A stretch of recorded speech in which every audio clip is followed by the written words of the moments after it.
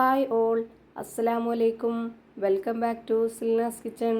ഇന്നത്തെ റെസിപ്പി ചെറുപഴം കൊണ്ട് നല്ല ടേസ്റ്റി ആയിട്ടുള്ള ഒരു അടിപൊളി ഈവനിങ് സ്നാക്സിൻ്റെ റെസിപ്പിയാണ്. കുട്ടികൾക്കും വലിയവർക്കൊക്കെ ഒരുപോലെ ഇഷ്ടാവുന്ന നല്ല കിഡിലും ടേസ്റ്റി ആയിട്ടുള്ള ഒരു അടിപൊളി പലഹാരമാണ്.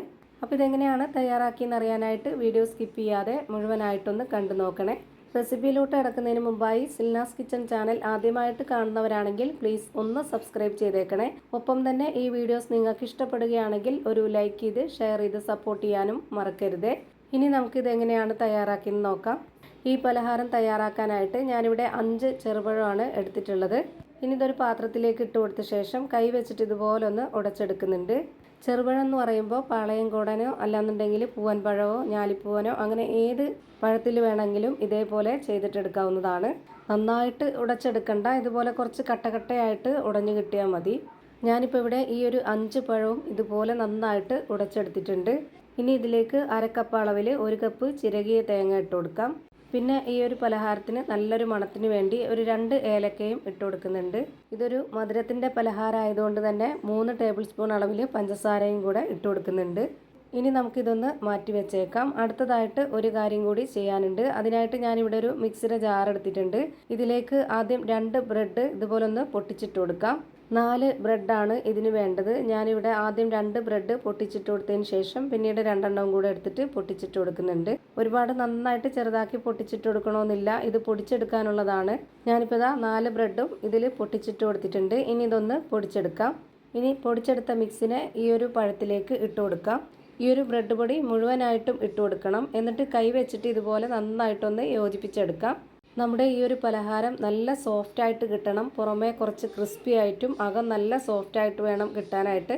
അപ്പോൾ അതിനാണ് നമ്മൾ ഇതിലേക്ക് ബ്രെഡ് പൊടി ചേർത്ത് കൊടുത്തിട്ടുള്ളത്. ഇനി ഇതുപോലെ ഒന്ന് മിക്സ് ചെയ്തെടുത്തതിന് ശേഷം മാത്രം ഇനി നമുക്കിതിലേക്ക് അരിപ്പൊടി ഇട്ട് കൊടുക്കാം. വറുത്ത അരിപ്പൊടിയാണ് ഇട്ട് കൊടുക്കേണ്ടത്. ഞാനിവിടെ 4 ടേബിൾ സ്പൂൺ അളവിലാണ് വറുത്ത അരിപ്പൊടി ഇട്ട് കൊടുത്തിട്ടുള്ളത്. ഈ ഒരു ബ്രെഡ് പൊടി ഇട്ട് കൊടുക്കാതെ അരിപ്പൊടി മാത്രവും അല്ലാന്നുണ്ടെങ്കിൽ ഗോതമ്പ് പൊടിയിലൊക്കെ ചെയ്തിട്ടെടുക്കാവുന്നതാണ്. അങ്ങനെ ചെയ്തിട്ടെടുക്കുമ്പോൾ അതിനൊരു വേറെ ടേസ്റ്റാണ്. അതുമാത്രമല്ല ആ ഒരു പലഹാരത്തിന് അത്ര സോഫ്റ്റും ഉണ്ടാവില്ല. ഇപ്പം ഞാനിതാ അരിപ്പൊടിയും കൂടെ ചേർത്ത് നന്നായിട്ട് കുഴച്ചെടുത്തിട്ടുണ്ട്. ഇനി നമുക്ക് ഇഷ്ടമുള്ള ഷേപ്പിൽ റെഡിയാക്കി എടുക്കാം.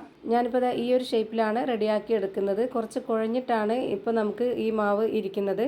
ഇത് നമ്മൾ ഫ്രൈ ചെയ്തെടുക്കുമ്പോഴത്തേക്ക് നല്ല ഉറച്ച നല്ല ഉള്ളൊക്കെ സോഫ്റ്റ് ആയിട്ടുള്ള പുറമേ ക്രിസ്പി ആയിട്ടുള്ള ഒരു അടിപൊളി പലഹാരമാവും. ഞാനിപ്പോൾ ഈ രീതിയിൽ ഷേപ്പാക്കി എടുത്തതിന് ശേഷം അത് മുട്ടയുടെ മിക്സിലൊന്ന് മുക്കിയെടുത്തതിന് ശേഷം ഇതുപോലെ ബ്രെഡ് പൊടിയിലിട്ടിട്ടൊന്ന് കോട്ട് ചെയ്തെടുക്കുന്നുണ്ട്.